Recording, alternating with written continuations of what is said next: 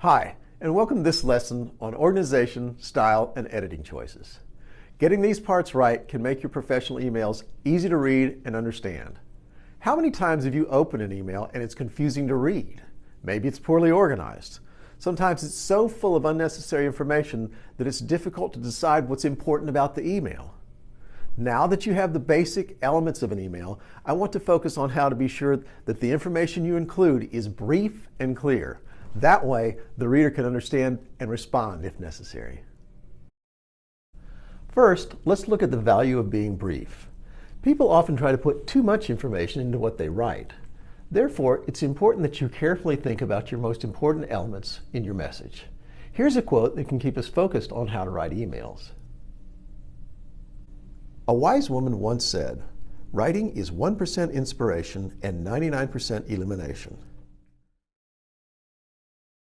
Have you ever thought about what it means to be cool? Not cool as opposed to hot, but cool as in people you want to be around and do things with them. I've thought about this a lot. Why? At times, people thought of me as cool. Other times, not so much. I wondered, why? What people often see as cool is when other people look original and different. Now, not everybody thinks the same people are cool, but that's the common element. When you decide to just be yourself without worrying about what others think, that's when you begin to be cool. How does this apply to email? The best way to write and remain brief is to stick to your own words and your own message. Be sure you say only what is needed. When you use unnecessary words, you mess up the message. It looks awkward and cluttered. When you write an email, sometimes leaving out the extra words is as important as the words you choose to leave in. We often add adjectives and adverbs and filler words which are not necessary. Let me say that again, but this time with more words. Very often, when we write, we put lots of extra words, like adjectives and adverbs, which, when you really think about it, are very much unnecessary. Both sentences had the same message, but the first had less than half the words. This is how you make a message brief and clear. When you're writing, act like you're talking to somebody you want to become friends with. In the start of a relationship, we're very careful about what we say. Afraid of doing something wrong, we're more cautious with our words.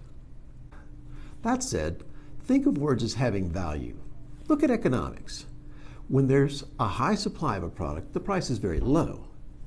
Things that are rare, like gold and platinum, they're expensive. Think of words in your email in the same way. Along the theme of the first lesson, here's a do and a don't. Don't use the passive voice. Do focus on precision. Not passive, rather precise. Let's look at the next example.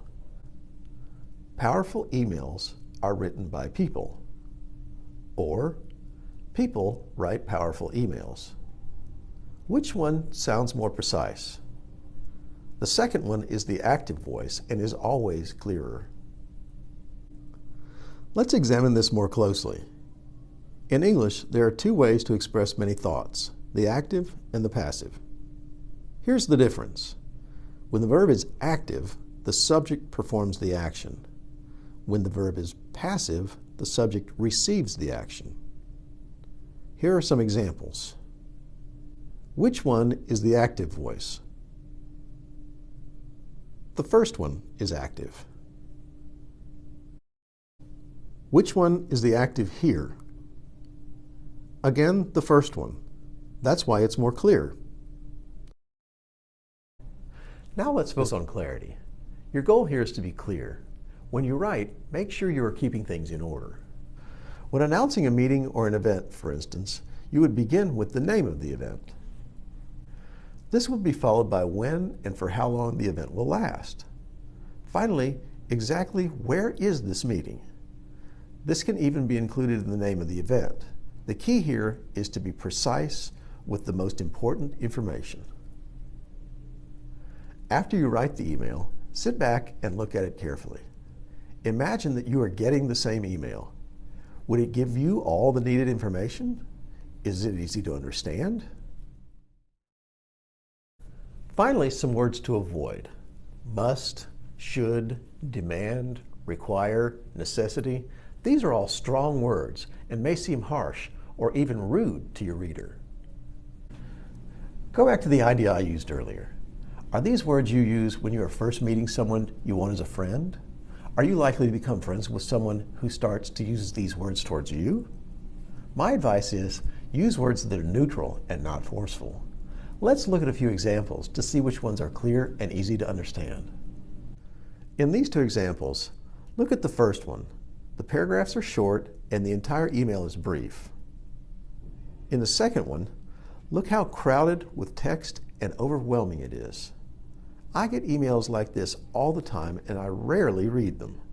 If I want to read a book, I will buy one or download something to read. So to recap, we looked at how it's better to be brief and be your own editor. Take a short break after writing and then come back and really concentrate on words that can be taken out without losing or changing the meaning. We also need to remember to keep things in logical order so that the information is clear to your reader. Finally, we looked at words to avoid. We want to be certain to keep from demanding or using forceful words in our emails. Keep in mind how it would feel to you if someone emailed you and said you must do something. You should now be comfortable applying these rules to your emails.